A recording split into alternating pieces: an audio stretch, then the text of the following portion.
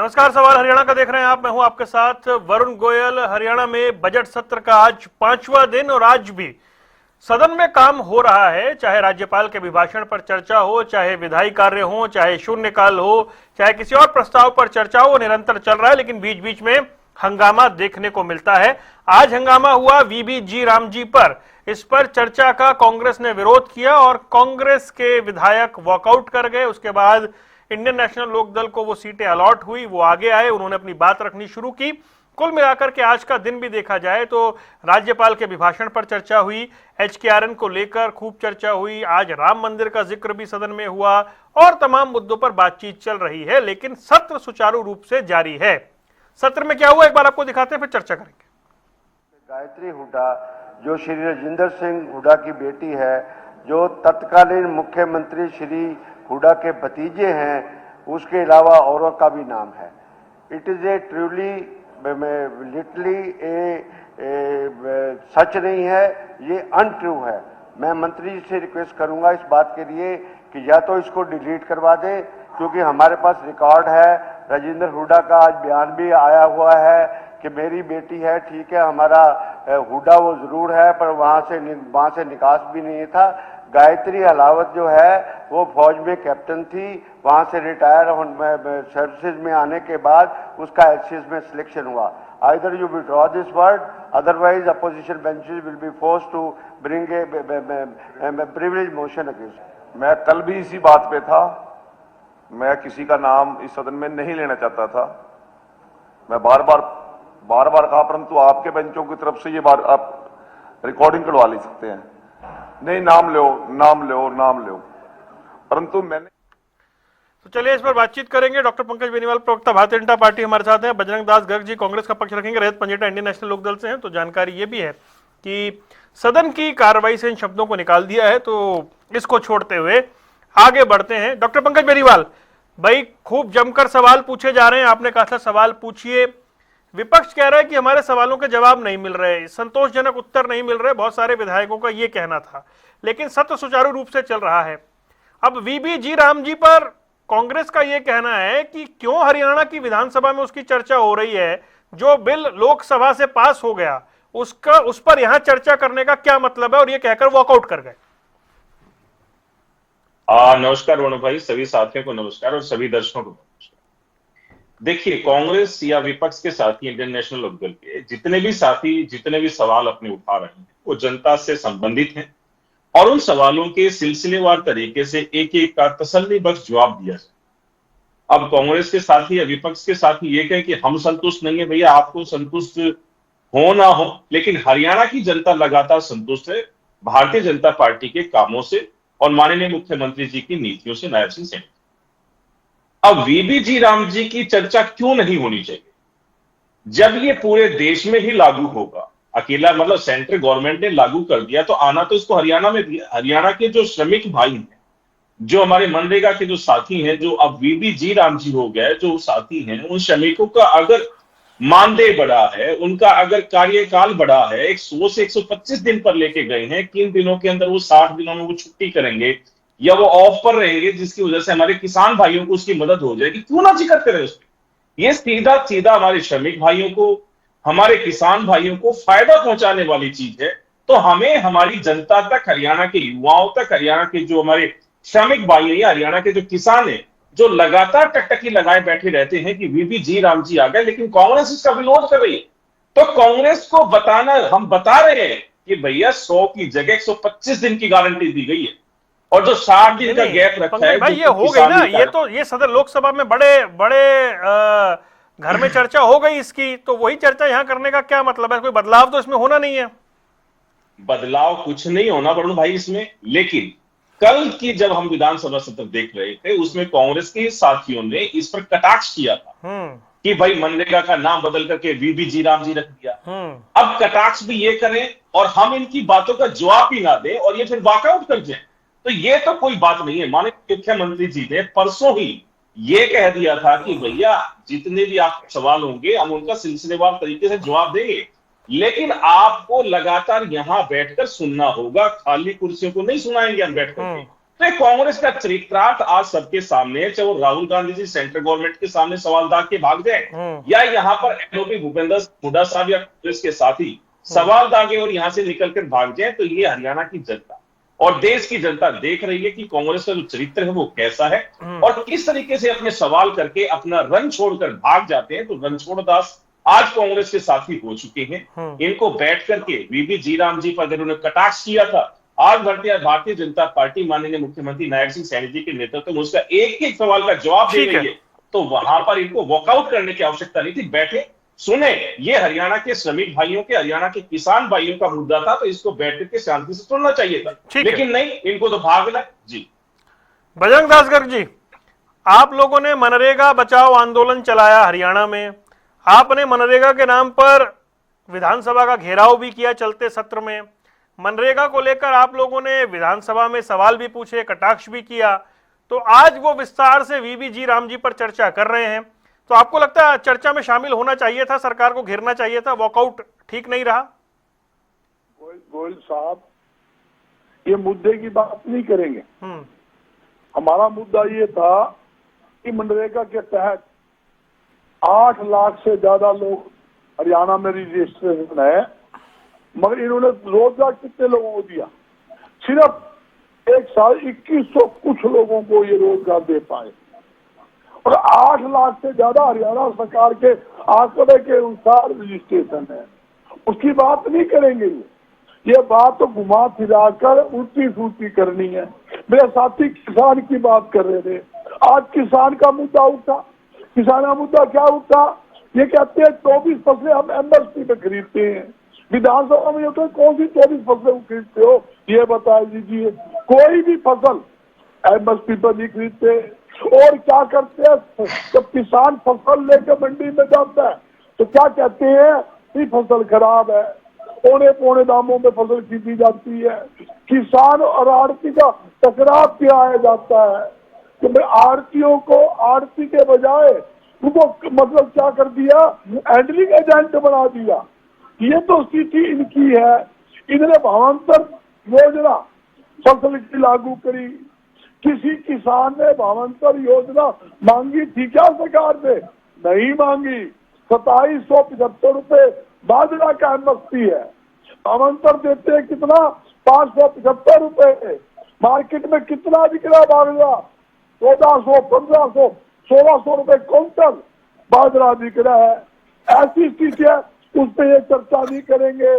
जब विधानसभा के अंदर आज मुद्दा उठा, आज मुद्दा लाइन ऑर्डर का उठा, रोज लूटपाट हत्या फरोख्ती की वारदात होती है, उस पर जिक्र नहीं करेंगे। खुले हरियाणा में नशा बिक रहा है, उसकी चर्चा आज हरियाणा के अंदर विधानसभा में हुई कि खुले नशा बिक रहा है। युवा पीढ़ी नशे के दलदल में दस्ती जा रही है, मगर उस पर कोई बात नहीं करेंगे। इसको बोल बोल कर जाएंगे। मैं कह रहा मुद्दे दुनिया भर के हैं। ये मुद्दे को नहीं तो क्या सदन में आपको मुद्दे उठाने नहीं दिए जा रहे? वो तो कह रहे हर मुद्दे पर बात करिए, लंबा सत्र है, सबको समय दिया जा रहा है। मैं यही बता सकता हूँ कोई साहब, जब विपक्ष मुद्दा उठाती है, जब बात करते सही जवाब नहीं मिलता। विलास पुकार आज मुद्दा उठाया, मैंने उसने क्या कहा? खिलाड़ियों का अपमान है, खिलाड़ियों का कोई जिक्र नहीं करा विधानसभा के अंदर। वो हरियाणा जिन्होंने पूरे विश्व के अंदर अब हरियाणा के खिलाड़ियों ने भारत देश का नाम ऊंचा किया, गोल्ड मेडल लेकर आए, सारी बातें बताई। 245 स्टेडियम हरियाणा में बने हुए हैं। मैंने पूछा 245 स्टेडियम है, कोच नहीं है वहां पर, खेल का सामान नहीं है, मूलभूत सुविधा नहीं है, स्टेडियम की हालत खस्ता है। अब क्या उम्मीद करते हो इनसे? पूरी तरह से उन्होंने पूरा मुद्दा उठाया खिलाड़ियों का, स्टेडियम का। जो उन्होंने राज्यपाल जी ने अभिभाषण दिया उसका ही आपने ढाकर उन्होंने सवाल किया। कोई खिलाड़ी, खेल मंत्री में कोई जवाब नहीं था, बोल बोल कर रहे थे। मैं यही कहता हूँ, किसानों का खाद का मुद्दा उठा, किसानों को खाद नहीं मिल रही, खाद के लिए लंबी लंबी लाइनों में लगना पड़ता है। हाँ, तो अच्छी बात है कि आप सारे मुद्दे उठा रहे हैं बजरंग दास जी। तो सारे मुद्दे उठे हैं। बिल्कुल, ठीक है। आज की विधानसभा की मैंने पूरी कार्रवाई देखी ओके। है, मैं उस कार्रवाई का हिस्सा बता रहा हूँ। आज क्या क्या मुद्दे उठे। ओके, नहीं कार्रवाई हम दिखा भी रहे हैं ना, फिर आप भी बताएंगे, फिर हम भी बता रहे हैं, दिखा भी रहे हैं, तो थोड़ा समय इतना ही है ना। रजत पंजेटा जी, भाई ये वॉकआउट हुआ वीबी राम जी पर, एनएलडी तो कायम है सदन में, वो तो अभी सवाल पूछ भी रहे हैं, तो इस मुद्दे पर चर्चा होना या ना होना, कांग्रेस का एक स्टैंड था कि इस पर चर्चा नहीं होनी चाहिए, आपको क्या लगता है? देखिए, क्या 40% स्टेट गवर्नमेंट ने नहीं देना? कानून तो 60-40 का है ना। सिर्फ कहीं यूपी के अंदर है जो नॉर्थ ईस्ट को स्टेट्स में जहाँ 90 और 10 की रेशो है। तो अगर स्टेट का पैसा इन्वॉल्व है और स्टेट एक्सचेंजर से पैसा जाएगा राजस्व से, तो इसके ऊपर स्टेट चर्चा क्यों नहीं कर सकता? क्या आदित्य जी चौटाला ने, हमारे ये मैनिफेस्टो में भी था चुनावी, कि आप 100 दिन या 125 दिन के रोजगार की बात करते हैं, बाकी के दिन वो क्या कर रहा है, कैसे उसकी आजीविका चल रही है, कैसे वो अपने घर का पालन पोषण कर रहा है। तो ये सारी बातों को भी ध्यान में रखते हुए हमने इसीलिए कहा था कि गरीब को भूख केवल 100-125 दिन में, उसको 365 दिन का कहीं ना कहीं से आप रोजगार सुनिश्चित करने का काम करें। और ये बड़ा महत्वपूर्ण प्रश्न था, इसके ऊपर हमने ये बातें उठाई भी सदन के अंदर, मगर हाँ, कांग्रेस को इस पे वॉकआउट नहीं करना चाहिए था, क्योंकि स्टेट का पैसा इन्वॉल्व है। आपको इसके ऊपर, अगर आप सड़कों के ऊपर प्रदर्शन करते हैं तो जनता के आगे आपकी पोल खुलती है कि आप वैसे तो प्रदर्शन कर रहे थे और अभी आप जो है वो यहाँ पर सदन के ऊपर चर्चा नहीं कर रहे, क्योंकि और बातें भी हुई तो उसको अगर आप होते सदन के अंदर, जैसे राणा जी ने गोद बदलने की बात करी या कोई और बातें भी थी, तो काउंटर करते आप उस बात को। मेरा तो कांग्रेस से कोई लेना देना नहीं, मगर हाँ, गांधी का नाम की अगर चर्चा हुई है तो गांधी जी तो राष्ट्रपिता ऐसे ही नहीं कहते, उनकी तो समाधि पे भी हे राम लिखा हुआ है। तो ये बात तो कांग्रेस की तरफ से सदन में उठनी चाहिए थी। अगर कोई नेता होता तो उठाता, भागने से तो कोई, आप वॉकआउट हर बात पे कर जाओगे, उसका तो मतलब ये, आप ये देखिए, मतलब जिस विषय पर हरियाणा में कांग्रेस आंदोलन कर रही है, जिस विषय पर सदन को घेर रही है, एग्जैक्टली उस पे तो काउंटर करने का पूरा मौका था इनके पास। एग्जैक्टली वही तो मैं आपको कह रहा हूँ। अगर आप सड़कों पे किसी मुद्दों को लेकर आ रहे हो और विधानसभा में वहां से भाग रहे हो, तो आपको शोभा नहीं देता। आपको तो बहुत अच्छा मौका मिला था यहाँ चर्चा करने। अगर बीबी बत्रा खड़े होकर इस बता रहे हैं कि भाई सेंटर का रूल, वो लॉ है और स्टेट की असेंबली नहीं कर सकती, फिर गीता बुक्कल जी भी उसी बात को बोल रही हैं, पूरा सत्र में देख रहा था, उसके बाद वॉकआउट कर गई। अरे आपका स्टेट का पैसा इन्वॉल्व है। सबसे मेन पॉइंट इसके अंदर ये आता है कि अकेला सेंटर से फंडिंग तो पहले की बात थी ना, अब तो 60 और 40% की रेशो है। वॉक ओवर मिल गया क्या आपके हिसाब से? 1.5 लाख करोड़ का बजट है, उसके अंदर सेंटर तो 97,000 करोड़ ही देगी, बाकी का पैसा तो स्टेट को देना है। तो जब आपके स्टेट का पैसा इन्वॉल्व है तो आप डिस्कशन क्यों नहीं कर सकते असेंबली के अंदर? आप करिए हर बात को। अगर आप इतने आप आंदोलन, आपने इस बात को, इशू को उठाया, सड़कों पर उठाया, आपने ज्ञापन दिए या कुछ भी आपने अपनी तरफ से किया, तो यहाँ क्यों हथियार डाल दिया? वॉकओवर तो दे दिया। ठीक है, ठीक। अगर कोई, अगर आप सब बोल रहे हैं कि कोई, उसके बाद मैंने देखा डांडा जी खड़े हुए ये कहकर कि कोई बड़े बुजुर्गों को इसीलिए बारात में लेके जाया जाता है कि कोई ऐसी पॉइंट बताया जाए। चलो अब इसके ऊपर इतना ही मेरे को बोलना था, ज्यादा टिप्पणी मैं नहीं करता। लेकिन हाँ, मेरी जो पार्टी का, आप मुझे थोड़ा 1.5 मिनट और दे दीजिए, क्योंकि आदित्य जी चौटाला ने आज जो 24 फसलों के ऊपर MSP की बात सरकार करती है, उन्होंने कहा कि मंडी का रिकॉर्ड आप जो है वो टेबल करिए, सदन में सार्वजनिक करिए कि 24 फसलें कितना कितना वजन, कितना कितना आपने खरीदा। दूसरा, उन्होंने MSP ना मिलने, गुणवत्ता के नाम पर, नमी के नाम पर कटौती की जाती है। भावांतर भरपाई का जिक्र यहाँ कर दिया, क्योंकि उसके अंदर भावांतर भरपाई का पिछले 2-3 साल पहले की बात है, 1000 करोड़ गायब कर दिया था, पूरा 1000 करोड़, और बजट सिर्फ 1400 करोड़ था। 1000 करोड़ गायब कर दिया। या बाजरे का उदाहरण दिया, 2775 रेट है, बिल्कुल ठीक कह रहे हैं। 1200, 1300, 1400 भी पिटा है कई जगह, 1600 तो अच्छा रेट मिल गया तो मिल गया, उसमें भी 11-1200 भावंतर भरपाई के बाद भी 600, 700, 800। इवन एफिड की परचेज की बात कर रहा हूं मैं, तब भी घाटा। एफिड की मैक्सिमम परचेज जाती है, उसके बाद भी उसमें से किसानों को घाटा मिला। उसके बाद बीजेपी की नीति फूट डालो राज करो, आड़ती और किसान के बीच के अंदर फूट डालने का काम किया। उसके बाद एक जो फसल बीमा योजना, जो भाजपा के नेता बार बार खड़े, मैं कुछ कर रहा हूं, आप गिनिए, 1.5 मिनट भी पूरा नहीं होगा, जो 2023 से 25 तक 2875 करोड़ लिया किसानों से और भुगतान मात्र 800 करोड़ किया। 2075 करोड़ किसानों से कमाए, और ये हर बार बोलते हैं कभी प्रॉफिट नहीं कमाया है कंपनियों ने। ठीक है। उसके बाद अगर श्रमिकों की बात कर रहे थे, क्योंकि श्रमिकों की बात हो रही है, क्योंकि ये मुद्दा जी राम जी से जुड़ा हुआ है, आप ये बताइए, अगर ये अनिल जी होते तो श्रमिक विभाग के अंदर 1500 करोड़ का घोटाला कैसे हो गया, उस घोटाले के ऊपर भी प्रकाश डालने का काम किए करिए। डीएपी समय पे ना देकर, जब किसान लाइन पे खड़ा था, दिवाली में परिवार के लोग पुलिस वाले डंडे मार रहे हैं, उसके बाद नहीं दिया, 716 करोड़ वहां बचा लिए। और यूपी और उत्तराखंड के अंदर भाजपा की सरकार है, 5 साल से हरियाणा के पानीपत के गन्ना के किसानों का बकाया पैसा है, वहां भी भाजपा की सरकार है। उन्हें वो पैसा क्यों नहीं दिला पाते, तेल तक पानी क्यों नहीं पहुंच रहा, वोट लेने के लिए ये सवाल पूछ लिया आपके नेता ने सदन में और हमने दिखा दिए। ठीक है, मैं खत्म कर रहा हूँ बस। सर 14 लाख बीपीएल के काटे और सब्सिडी के नाम पर किसान को ठगा जा रहा है। Subsidy okay, doctor Pankaj Beniwal भाई, ये आपको जब राज्य सरकार को इतना पैसा देना है, इतना गंभीर विषय है, तो आप ब्लेस्ड हैं कि आपको ऐसे वॉकओवर मिल जाता है, वरना घेरने वाला मूवमेंट था ये। देखिए वरुण भाई, हम तो हर एक मुद्दे पर चर्चा करने को तैयार हैं। एचपीएससी का मोशन लेकर के आए थे, उस पर भी हमने दम लगा करके बातें। इन्होंने जितने भी सवाल उठाए, उन सारे सवालों का सिलसिलेवार तरीके से जवाब दिया। नहीं दिया तो बलविंदर सिंह जी बता दें। आज जब वीवी जी राम जी पर आप कटाक्ष करेंगे, आप पूरे हरियाणा के अंदर जिले वाइज अपनी कमेटियां गठित करके पूरे हरियाणा के अंदर इसको एक बहुत बड़ा मोमेंट बनाने की कोशिश करेंगे, और जब विधानसभा के पटल पर आकर के सरकार आपसे बात करना चाह रही है कि वीवी जी राम जी पर आइए, बैठेंगे, बात करेंगे, आप भाग जाते हैं, आप भगोड़े क्यों हो जा रहे हैं? तो ये जो कांग्रेस का भगोड़ापन है, ये इनको हरियाणा से क्या पूरे देश से भगोड़ा घोषित करके इनको भगा ही देंगे। हरियाणा की प्रदेश की जनता को और देश की जनता को बिल्कुल भरोसा भी नहीं है, क्योंकि ये लोग भगोड़े लोग। अब 100 की जगह 125 दिन की अगर रोजगार की गारंटी दे रही है, बिल्कुल रजत पजेटा भाई की बिल्कुल वाजिब है। सरकार भी इसको समझती है कि भाई 365 दिन है तो 365 दिन ही भूख लगती है।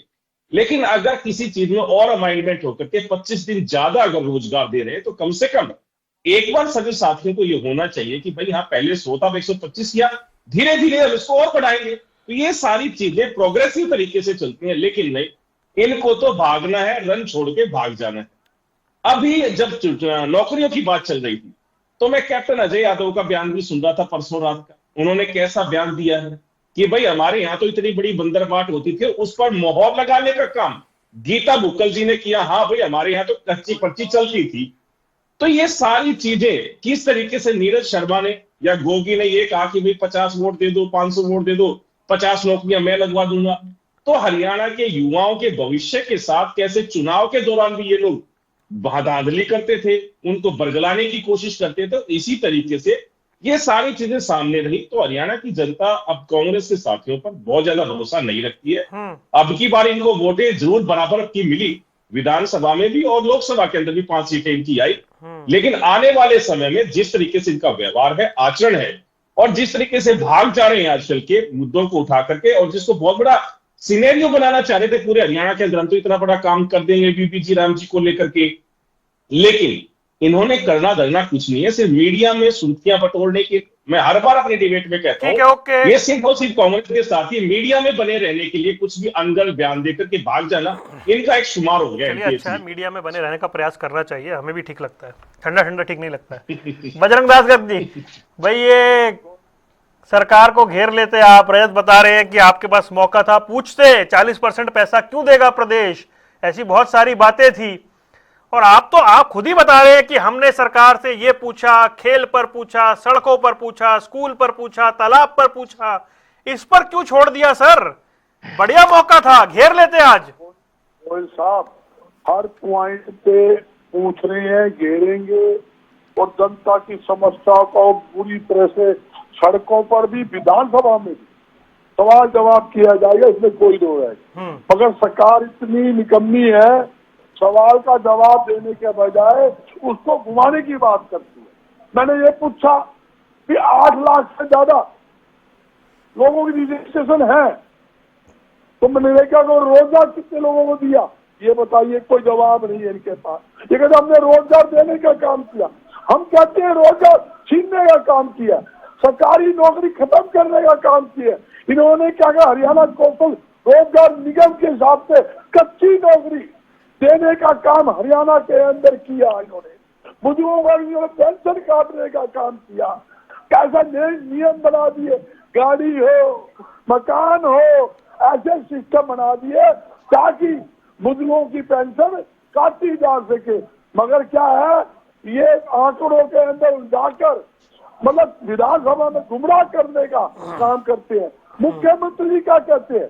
कल जब विधानसभा हुई, जब हुड्डा साहब ने एक सवाल किया, आपने हरियाणा के अंदर जब हमारा विधानसभा गिराव का प्रदर्शन था, अपने जिले के अंदर हमारे नेताओं को गिरफ्तार किया, डिटेन किया।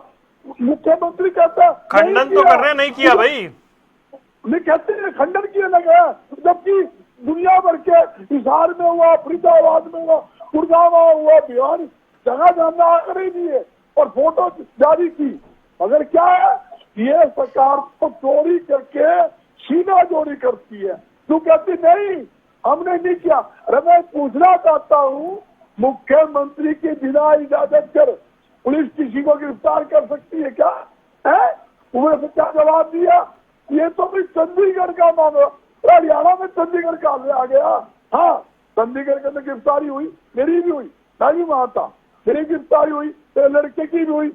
वो तो मानता हूँ, ठीक है भाई, हमने प्रदर्शन किया, आगे नहीं जाना दिया, हमें गिरफ्तार कर लिया, वो तो अलग बात है। नहीं, सत्र में ऐसा तो नहीं है ना। देखिए एक मिनट, जैसे विनेश फोगाट ने तस्वीर दिखाई जल भराव की, स्पीकर ने खुद कहा मंत्री जी देखिए ध्यान रखिए, तो ऐसा तो नहीं है कि सकारात्मक चर्चा नहीं हो रही है, पॉइंट रेज नहीं हो रहे हैं, आपके पॉइंट नोट नहीं किए जा रहे हैं, सत्र तो चलता हुआ दिख रहा है तरीके से।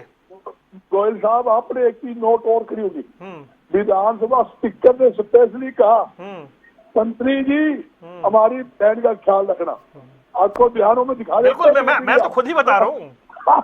क्यों कहा कि वो एक राष्ट्रीय खिलाड़ी है। नहीं वो नहीं बात है। देखो उन्होंने अंतरराष्ट्रीय स्तर के ऊपर नहीं उसमें कोई दो राय नहीं है। मेरा कहने का मतलब यह है कि जो ग्रीवेंसेज है, जो सवाल उठाए जा रहे हैं, सरकार से पूछे जा रहे हैं बड़े अच्छे तरीके से, तो ऐसा तो आप ये नहीं कह रहे कि सरकार में बोलने का मौका नहीं दे रही, ये वाली शिकायत तो नहीं है ना। अब एक बात मैं कह दूं साहब, हमारी बात छोड़ दी, अनिलो के थे, एनएलओ के विधायक दवाली के विधायक ने सवाल किया, उन्होंने 26 फसलों का किया, कोई जवाब नहीं। 24 लाइन 24 फसलों का किया। किसान आड़तियों का मुद्दा उठाया टकराव का, कोई जवाब दिया। मतलब पवंतर योजना की बात कही, कोई जवाब दिया। तो मेरी हमारी नहीं, विपक्ष की नेताओं की बात कर रहा हूँ, उन नेताओं की बात कर रहा हूँ इन लोगों ने जो भारतीय जनता पार्टी की भाषा बोलते हैं। नहीं भाषा कहाँ बोल रहे, सरकार को घेर रहे हैं वो तो। बोलिए आज भी बोलिए, आपके चैनल पर बोल रहे हैं। हमारे इन लोगों के प्रवक्ता ने भारतीय जनता पार्टी को घेरने के बजाय कांग्रेस को स्टार्टिंग, अरे आप तो वॉकआउट कर गए, वो अंदर खड़े होकर सवाल तो पूछ रहे हैं। वॉकआउट सवाल जवाब करेंगे, इसी मुद्दे पर करेंगे। हमारे रोज बयान आते हैं 8 लाख से ज्यादा जो लोग यहाँ पर रजिस्ट्रेशन आपने किए मनरेगा के अंदर, रोजगार देते हो। ओके रजत ओके ठीक है। अब सवाल रजत भाई, जैसे ही सवालों की, एक सेकंड सर, जैसे ही वो सरकार को घेरने की तपिश लाते हैं, आप छाता बन जाते हैं सरकार का। देखिए, कांग्रेस एक परेशान विपक्ष, कांग्रेस को ये कोई दिक्कत नहीं होती जब तक हम भाजपा के खिलाफ बोलते हैं, इनको कभी कोई दिक्कत नहीं है। जहां इनकी कोई कमी, जो कि बिल्कुल वाजिब कोई बात होती है कि आपको मैदान नहीं छोड़ना, हम तो प्रोत्साहन कर रहे हैं, आपको मैदान नहीं छोड़ना चाहिए था। कांग्रेस को जब भी हम कांग्रेस की कोई कमी बताने लगते हैं तो ये सीधा एक ही लाइन को फॉलो करते हैं।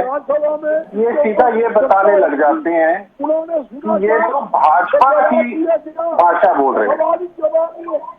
अगर हम भाजपा की भाषा बोलते, मैं तो बीच में डिस्टर्ब नहीं किया। बजरंग लाल जी प्लीज वरुण जी, एक मिनट जब हमने वर्कआउट करना पड़ा, वर्कआउट क्यों किया? ठीक है, हमने सवाल नहीं वॉकआउट आपका अधिकार है सर, वॉकआउट पूरा आपका अधिकार है, बिल्कुल आपका राइट है वॉकआउट, आपका राइट है। एक मिनट नहीं सर आपका पूरा राइट है वॉकआउट। अगर उठ के हमारे विधायक ये बोलते नहीं बहुत बढ़िया, ये तो आप हमारे विधायक पूछ रहे हैं, हमारे चुनावी मैनिफेस्टो में है, आपने 125 दिन तो उसका कर दिया। अरे बाकी के दिन उसकी आजीविका, उसको भूख लगती है कि नहीं, वो कैसे अपना खर्चा चलाएगा, हम इससे सहमत नहीं है। इसको 365 दिन के आसपास लगाओ, इसकी मॉनिटरिंग करो, इसका पूरा डेटा कलेक्ट करो। हम इसका विरोध कर रहे हैं। हम तो ये बोला कि भाजपा की नीति है, फूट डालो राज करो। ये भाजपा का इनको हम प्रोत्साहन कर रहे हैं या भाजपा के खिलाफ बोल रहे हैं? इनकी दिक्कत मैं आपको बता रहा हूं। इनकी दिक्कत ये है, ये एक नैरेटिव सेट करना चाहते हैं कि हम कांग्रेस के खिलाफ कभी कुछ ना कहें, हम सिर्फ भाजपा के खिलाफ करें और कांग्रेस जो गलत भी कर रही है उसमें कांग्रेस का साथ दें। ये हमारे बस की बात नहीं है। ओके, जल्दी से कांग्रेस उतनी ही इस देश का भट्टा बिठाने में एक स्थापना। ओके पंकज बेनीवाल, एक सेकंड के सर, समय क्विक पंकज बेनीवाल, घुमा फिरा के गोल मोल जवाब दे रहे हैं आप लोग। बोलने का मौका सबको मिल रहा है लेकिन सही जवाब नहीं मिल रहे भाई, और कई बार घुमा देते हैं, कई बार जवाब नहीं दे रहे, कई बार आप कहते हैं आपके टाइम में ऐसा था, ऐसे जवाब मिल रहे हैं। देखिए वरुण भाई, अभी एचपीएससी के लिए भाई ने बात की कि भाई नौकरियां नहीं दी। हम तो आंकड़ों के साथ बैठे, आंकड़ों को घुमा ही नहीं रहे। हमने ये कहा है कि भाई 10 साल का, अगर हम 10 साल का कार्यकाल याद दिलाते हैं तो ये कहते हैं कि 3593 नौकरियां आप लोगों ने दी। साथ में ये भी बताते हैं कि 11,017 नौकरियां एचपीएससी के तहत हमने दी। अब आपकी 3500 ज्यादा थी 10 साल के अंदर, या 10 साल में 11,017 नौकरियां एचपीएससी के तहत हमारी ज्यादा थी। हम घुमा ही नहीं रहे, हम तो इनको इनका आईना भी दिखाते हैं और हमने जो काम किया है युवाओं के लिए वो भी दिखाते हैं। हम ये दिखाते हैं कि इन्होंने मात्र 80,000 नौकरियां दी और हमने अब तक 2 लाख से ज्यादा नौकरियां दे दी, और एचकेआरएन के तहत और भी ज्यादा 125 के आसपास नौकरियां दे दी। तो हमारा तो युवाओं को नौकरियां देने का जो प्रचलन है वो इनसे कहीं कम से कम 3 से 4 गुना ज्यादा है। अब ये बात करेंगे, और आपके कैप्टन अजय यादव कह रहे थे भाई 100 नौकरियां अगर मिलती है तो 50 भूपेंद्र सिंह हुड्डा केला लगाता था, 30 सुरजेवाला लगाता था और 20 में पूरा हरियाणा समेट दिया करते थे। चलिए ठीक है, सत्र चलता रहेगा सर, चलते सत्र के साथ हम भी बातचीत करते रहेंगे आपके साथ। समय इतनी इजाजत दे रहा है। आप तीनों मेहमानों को जुड़ने के लिए बहुत बहुत शुक्रिया। सवाल हरियाणा का देख रहे थे आप। बजट सत्र हंगामेदार भी है लेकिन लगातार सत्र पे सवाल भी पूछे जा रहे हैं, तो उसका जो यूटिलाइजेशन है वो भी साफ तौर पर दिखाई दे रहा है। बहुत लंबा सत्र चलना है और अच्छी बात है कि सवाल जवाब का सिलसिला चल रहा है। यहाँ रुकने कुछ देर के लिए, खबरों का सिलसिला लगातार जारी है।